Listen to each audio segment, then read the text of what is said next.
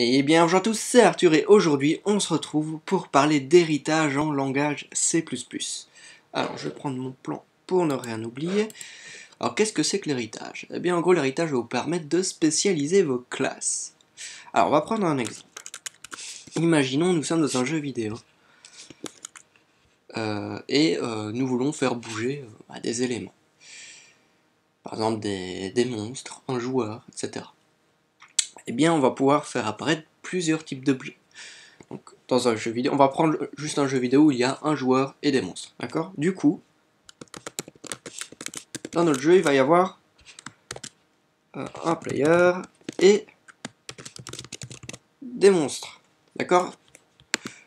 Donc, ce qu'il faudra créer, c'est un joueur et des monstres. Eh bien, un joueur, on va dire quoi? Bah, ça va être des classes, d'accord? On a nos classes. On aura deux classes dans notre petit jeu vidéo. Alors, on va créer la première classe, un player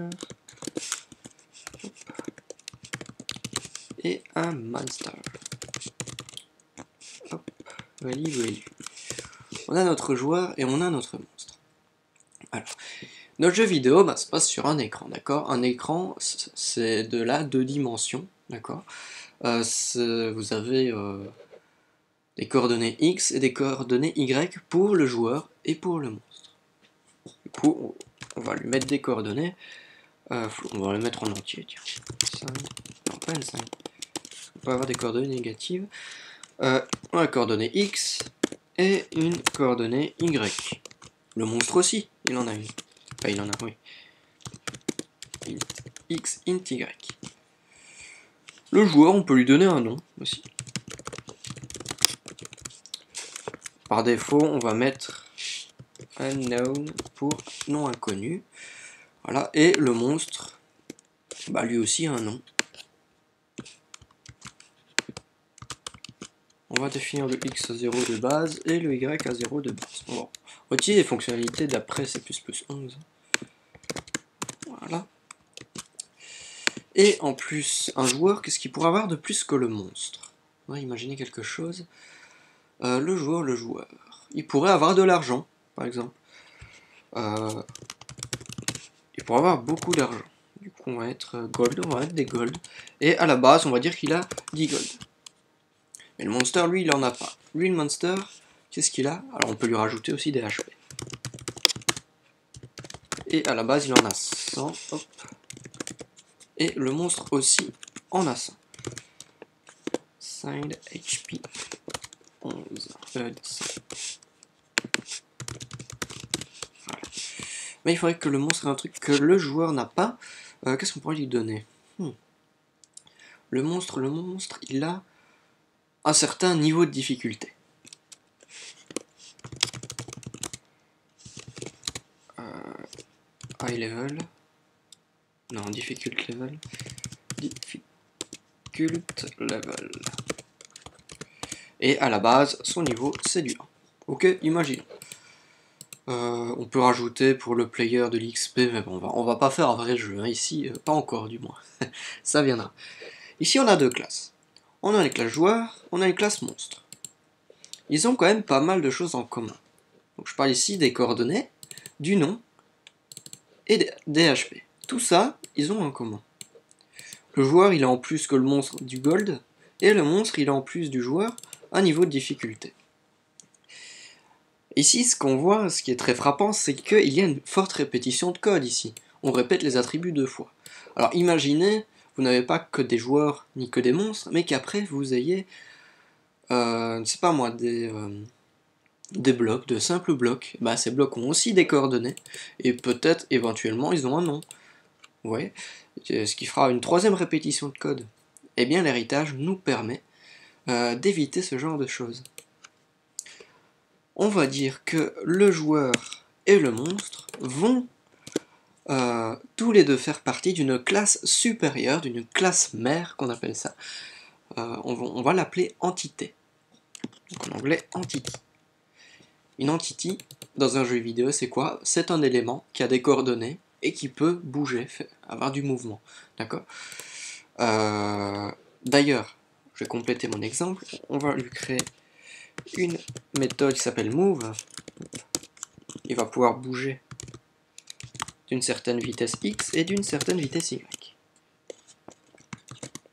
Donc en gros, ces coordonnées x vont additionner la vitesse y et les coordonnées y vont additionner la vitesse y. Hop. Et évidemment, bah, Monster peut le faire aussi. Donc voilà, il y a une trop grosse répétition de code. Et imaginez, vous avez plein de méthodes comme ceci. Je prends un exemple. Où sont mes exemples? C'est le même exemple que dans la vidéo d'avant. On va pas prendre celui-là. On va prendre celui-ci. Alors. J'ai ici ce qu'on appelle une entité, d'accord? Donc comme je vous ai dit, une entité rectangulaire. Donc le nom le dit par lui-même, c'est une entité qui est rectangulaire. Elle a des constructeurs, elle n'a pas d'attributs, comme on voit ici, et elle a plusieurs fonctionnalités. Le cercle entity aussi. Mais à la base, ce sont des entités. Et une entité, ça s'associe. C'est-à-dire que mon rect entity et mon cercle entity possèdent tout ce qu'il y a ici. Mais on ne l'affiche pas. Tout simplement parce qu'elle est commun aux deux. Et pour éviter de le réécrire aux deux, eh bien on dit, ok, prenez les fonctionnalités d'entity. C'est ce qu'on va faire ici. Hop. Ici nous avons un joueur et un monstre qui possèdent quasi les mêmes choses. Et ces mêmes choses-là, on peut les regrouper dans un pack qui est une autre classe qui va s'appeler Entity. On crée notre classe Entity. Voilà. Et on lit une entité, ça a des coordonnées. Donc on va recopier.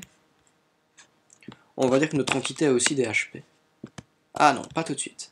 On va encore faire mieux. Hop, du coup, enfin on va pas effacer tout de suite.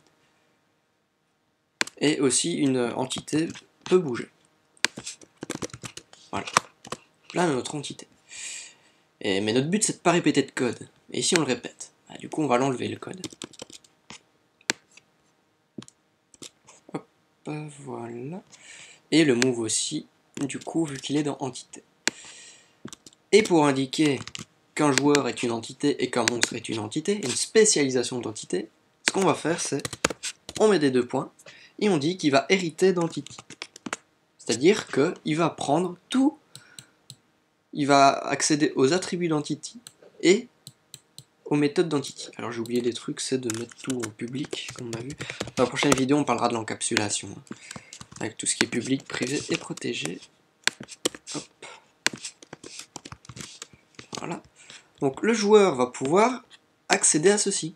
C'est comme si on avait fait un copier-coller de ça et qu'on l'avait mis dans le joueur.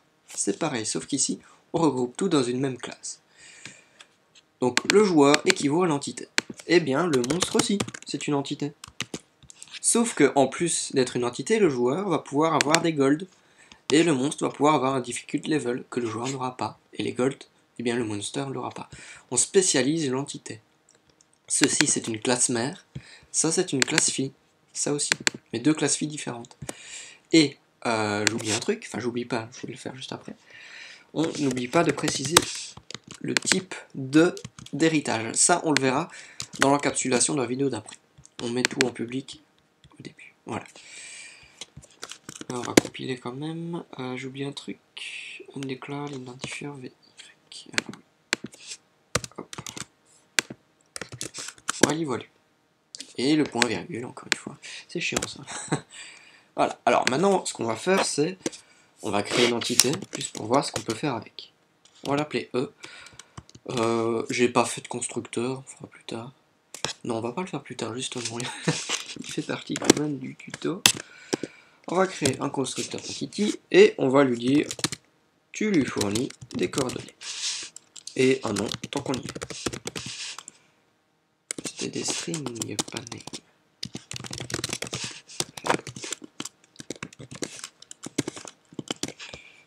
Hop.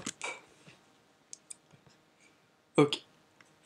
Donc, des de x est égal à x et 10 de y est égal à y, sans oublier 10 de name égal au nom. Là, notre constructeur, on va pouvoir construire notre entité comme on le souhaite. On va lui donner les coordonnées 100, 200. On va lui donner un nom, on va l'appeler... on va juste l'appeler entity, voilà, parce que c'est plus. Ok. Ce qu'on va faire, c'est créer une autre méthode qui va s'appeler print, qui va afficher toutes les données de notre entité. Ça, comme on l'a vu auparavant.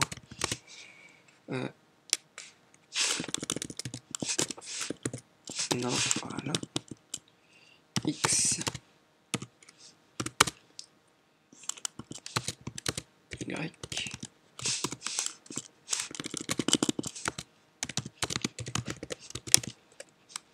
Voilà. Donc là, logiquement, comme d'hab, ça devrait fonctionner.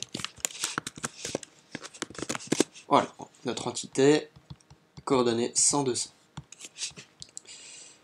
Voilà, lu. Maintenant, est-ce qu'une entité peut accéder à HP?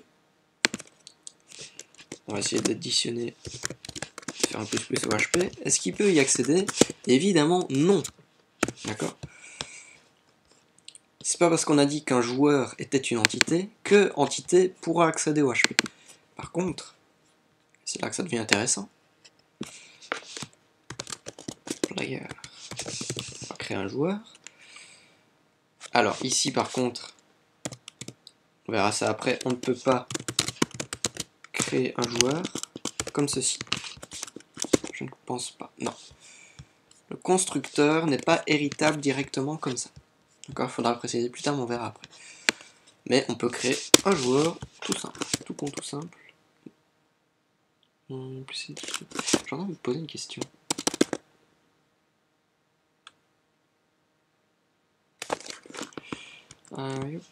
Du coup, il faut quand même créer le constructeur par défaut. Yop. Voilà. Comme cela. Et là, ça fonctionne. Ok. Donc là, on a notre simple joueur qui prend les paramètres par défaut. Mais il ne peut pas hériter directement ces données. Mais un joueur, attention, il peut accéder à print. Pourquoi? Parce qu'on lui a dit, ok, bah joueur, tu hérites d'entité. Du coup, tout ce qui est là, ça et ça t'appartiennent à toi aussi. Et bien du coup, paf, on peut y accéder. Bon ici, vu qu'on n'a pas défini son nom, bah voilà, on peut pas... il prend les paramètres par défaut. Ça, c'est pas le sujet. Maintenant, si on veut accéder au constructeur, ici, alors aussi, un petit coup, notre monstre est aussi une entité, hein, au même titre que le joueur. Ce qui fait que lui aussi va pouvoir accéder à ces fonctionnalités. Voilà. Alors mon plan, où est-ce qu'il est passé? Il est là. Donc, ce qu'on va faire ici, c'est essayer de faire hériter le constructeur, ce qui n'est pas héritable directement. Et bien pour ceci, un plus simple, on peut dire, on le redéfinit. Vous le redéfinissez à votre sauce. String name.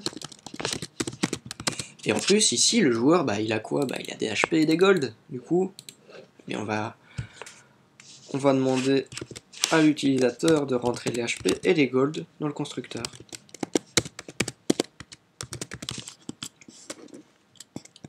Voilà. Et ce qu'on peut dire, c'est, ok, utilise quand même le constructeur d'au-dessus, de entité. Pour ça, on utilise la liste d'initialisation qu'on avait vue dans le premier épisode sur les classes. Pour ça, on fait quoi? On prend la classe entity, on accède via l'opérateur de portée à son constructeur. Par contre, je ne comprends pas les couleurs qu'il me met. Tant pis, on va essayer comme ça. Et on construit le constructeur. Et ensuite, on fait ce qu'on veut de nos HP. Ah oui. Liste d'initialisation, c'est plus clair, c'est plus simple. On aurait pu le faire aussi dans l'entité. Par contre, j'ai un petit doute. De moitié, oui. Ça a l'air d'être juste. Ouais. On va effacer ça et on va créer notre player. Coordonnées 100, 700. On va l'appeler Arthur. Combien d'HP il a? On va lui en mettre 100, 150. Et il a 1 million de gold. Voilà. Là, logiquement, ça fonctionne. On a créé un nouveau constructeur et tout rentre bien en harmonie. On a bien notre spécialisation, notre entité qui fonctionne. Maintenant, ce que j'aimerais, c'est quand même afficher les bonnes données. C'est-à-dire, ok, on affiche le nom et les coordonnées, mais j'aimerais bien en plus afficher mon HP et mes gold. Eh bien, on avait vu les surcharges auparavant. On va pouvoir resurcharger print. Hop. Et on va lui dire, soit on fait ceci, this, on accède à la classe entité, on prend le print comme ceci. Ensuite, on réaffiche par en dessous les HP et les gold. Hop, est-ce qu'il me mettra pas en warning? Il mettra pas en warning. Ok. Et là, on affiche bien tout. Ou soit vous redéfinissez carrément ceci.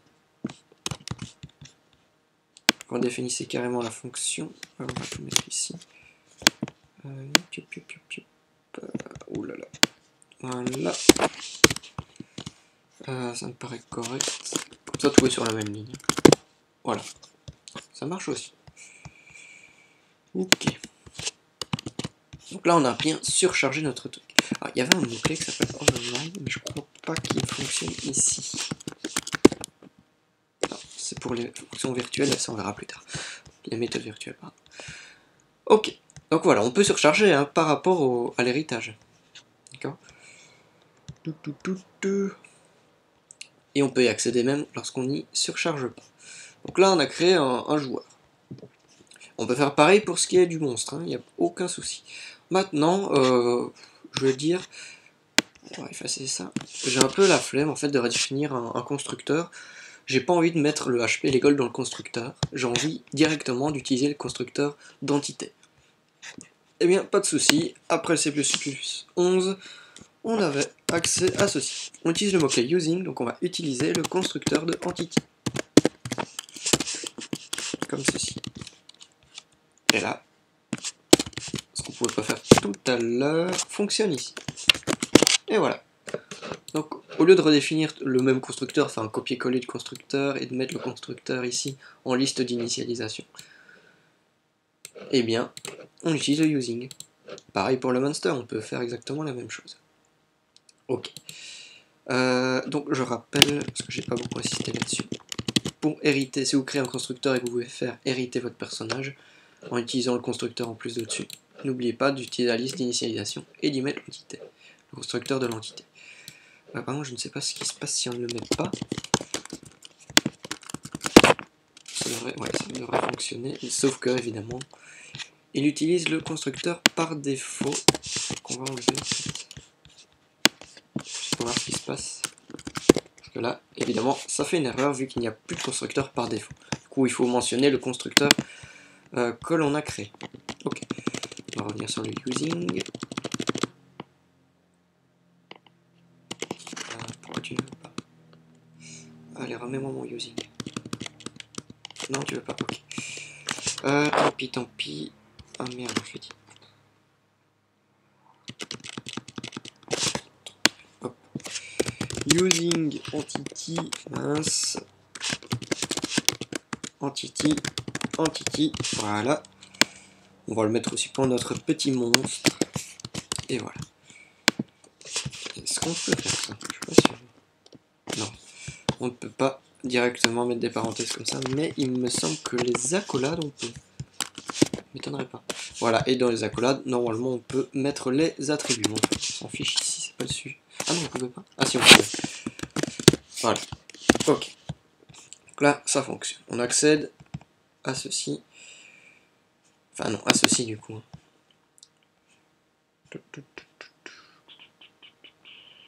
Ok. Je suis en train de me demander, poser une question. Ah oui, donc là on accède direct. Lorsqu'on met pas le using, on peut accéder au par défaut. Il va prendre le par défaut de toute façon. Mais si on veut accéder à ceci, sans le redéfinir dans player ou dans monster, il faut mettre le using. Voilà. Je ne vais pas se tromper. Des coordonnées, on s'en fiche du nombre. Hop, voilà. Ça fonctionne. Ok. Alors, qu'est-ce que je voulais montrer en plus? Ah oui, ici aussi, encore une répétition de code, c'est le HP. Voilà. Eh bien, ce qu'on peut créer, c'est une classe qui s'appelle... comment est-ce qu'on peut définir? Alive, entity alive, par exemple. Classe life entity, pour dire que c'est une entité qui a de la vie. Qu'on fait hériter de entity, d'accord, donc c'est une entité, mais qui en plus aura juste ça, un attribut qui s'appellera HP, et qui sera défini sur son. Voilà, juste ça. Ici on pourra l'enlever, étant donné qu'il est commande 2, autant faire une classe. Voilà. Et on va le faire hériter. On va mettre le using. On va le faire hériter de life entity.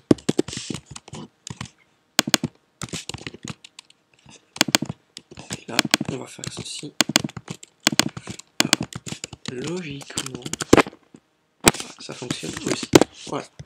Et en plus, pour montrer qu'il a bien l'élément HP, on va faire player.hp. On va l'afficher. Logiquement, il devrait être égal à 100. Voilà, ça fonctionne. Bien. Alors, c'est pas fini du tout encore. Il y a ce qu'on appelle les méthodes delete. Alors, méthode delete, qu'est-ce que c'est? Eh bien, imaginons, nous avons notre print ici. Mais je veux qu'il ne soit plus définissable par après. Eh bien, je vais dire, ok, je le définis une fois ici, mais je veux plus qu'il le redéfinisse en bas. Eh bien, je dis, ok, ici en bas, je veux que cette méthode soit effacée. Alors, logiquement, je crois que c'est comme ça. Non. Ah oui. Ah oui, mais il n'accédera évidemment pas à ça. Non, c'était plus comme ça le bazar. Faut que je me souvienne. Alors oui, là en fait ce qu'on fait c'est qu'on delete la fonction. On dit, non, tu ne peux plus utiliser cette fonction là. Voilà à quoi il sert le delete. C'est pas ce truc là que je voulais montrer. Imaginons, on va prendre je sais pas cette classe ici. Non pas cette classe là. La classe ici. Je ne veux pas, imaginons que dans les classes phi, donc les classes qui héritent de life entity, il y a une méthode qui s'appelle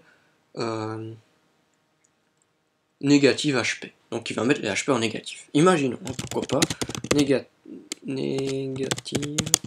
HP.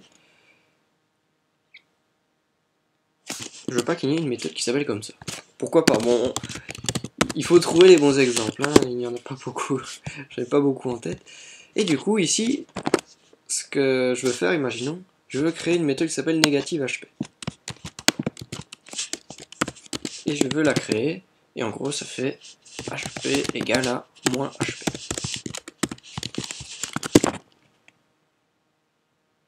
D'accord, ok, donc je me suis complètement gouré là-dessus. J'ai fait mes tests auparavant. Si je fais player.négative.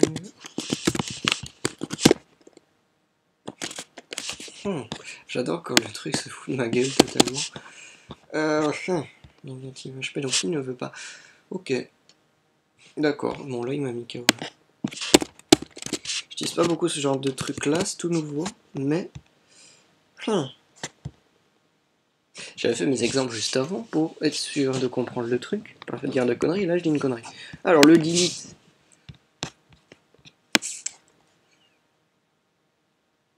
Bon en gros ça permet d'effacer une certaine fonctionnalité, mais on dirait... Ok, ben... C'est très étrange. Si je mets le print, delete. Donc ça enlève le fait qu'on puisse utiliser la fonction.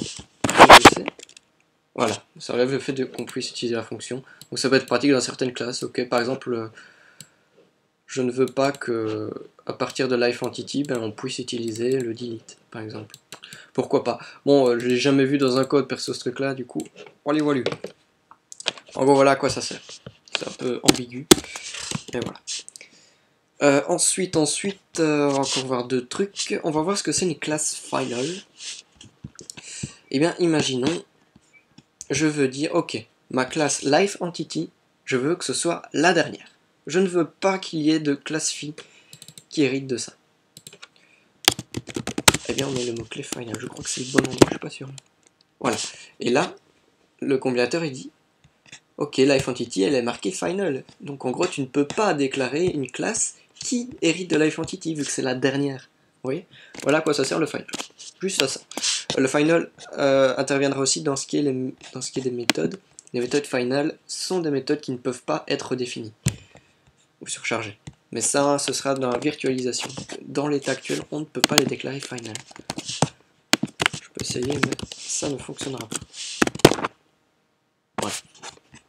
C'est la virtualisation. Ça, on verra plus tard, c'est un des concepts les plus compliqués du C++. Ok. Ensuite, le dernier truc que j'aimerais avoir, c'est très important aussi, c'est l'héritage multiple. Alors, life entity. Eh bien, j'ai pas envie de la déclarer comme étant une entité. Je vais juste dire, ok, class life object. C'est un objet qui a de la vie. Un objet qui a de la vie, c'est quoi? C'est un objet qui a juste des HP. Comme une structure, si vous voulez. Juste des HP. Voilà ma classe. Donc là, du coup, on n'hérite plus d'entité. Du coup, il va y avoir des bugs. Il n'y a plus d'entité. Et pour print, par exemple, ici, eh bien, ça va plus marcher. Et pareil pour les constructeurs, vu qu'il n'hérite plus d'entité, ben, il va plus reconnaître les constructeurs ou les méthodes d'entité. Mais ce que je peux dire, c'est... Life entity n'existe plus. Voilà. Donc mon player et mon monster sont des objets qui ont de la vie. C'est pas life, c'est life object. Life... Ça, on va enlever. Donc là, pour le moment, mon player et mon monster, ils ont juste des gold et des HP.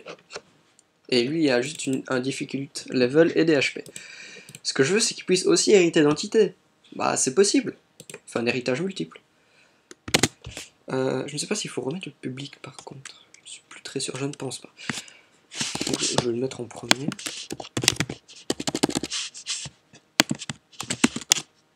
Donc, le joueur hérite d'entité et hérite de life object. Et mon monstre aussi, donc on y est. Alors, ça. Du coup, je peux lui dire using entity pour reprendre le constructeur d'entité. Qu'est-ce qu'il me fait là? Parfois le CTRL C ne fonctionne pas top. Et voilà. Là ça fonctionne, il y a eu plusieurs héritages. On a en plus hérité d'entity, du coup on peut utiliser tout ce qui se passe ici. Et en plus on a hérité de life object, qui lui n'hérite de rien du tout. Donc c'est juste un attribut dans une classe. Et on peut accéder à partir du player ou du monster au HP, tout en utilisant les fonctionnalités d'entité. Et voilà, ça fonctionne bien. Ça, c'est l'héritage multiple. Évidemment, on pouvait en mettre plusieurs, l'un à la suite de l'autre. Je vous montrer les exemples, hein. De toute façon j'en ai plein. Yops.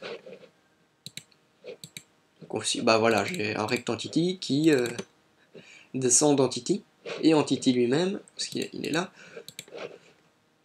entity lui-même hérite d'une classe qui s'appelle updater et de physical object.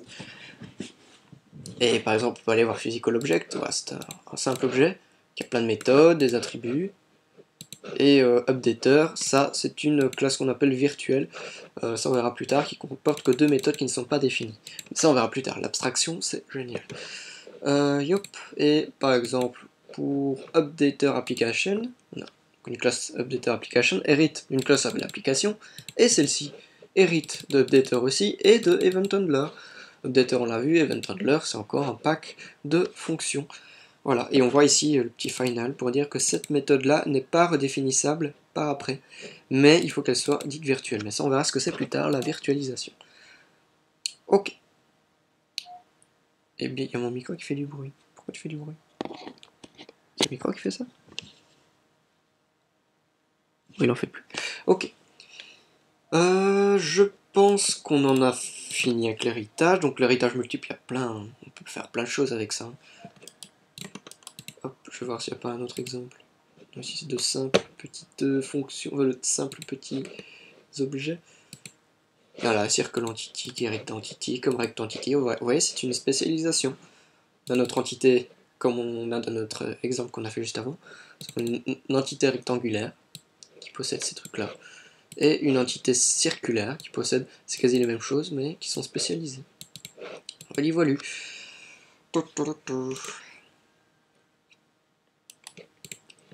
Et je crois qu'on a terminé avec l'héritage. Voilà ce qu'on peut faire avec l'héritage. C'est juste exceptionnel, c'est génial.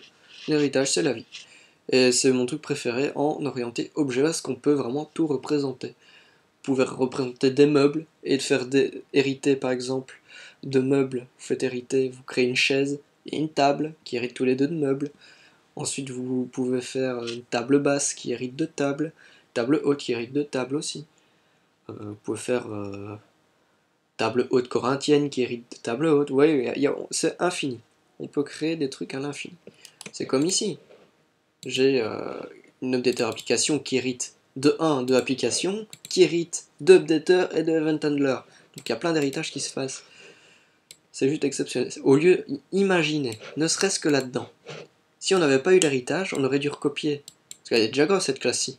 On aurait dû recopier tout ce qui se passe ici, tout ça, là-dedans. Plus event handler et updater, ce qui fait énormément de code. Et encore, ce ne sont que les prototypes. Le code, il est encore beaucoup plus gros, évidemment. Enfin voilà, l'héritage permet quand même de simplifier au max les classes, et du moins la lisibilité. Eh bien, voilà. Merci d'avoir regardé cette vidéo. Dans la prochaine, qu'est-ce qu'on fera? Eh bien, on parlera de l'encapsulation. C'est très important, enfin très important, oui. On peut s'en passer, mais je trouve ça très pratique. Et donc, merci à tous d'avoir regardé la vidéo et on se retrouve dans la prochaine. Tchuss!